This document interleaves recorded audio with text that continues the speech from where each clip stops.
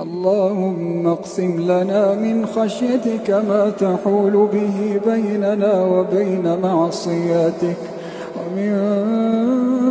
طاعتك ما تبلغنا به جنتك، ومن اليقين ما تهون به علينا مصائب الدنيا، ومتعنا اللهم بأسماعنا وأبصارنا وقواتنا أبدا ما أبقيتنا، واجعله الوارث منا، واجعل ثأرنا على من ظلمنا، وانصرنا على من عادانا،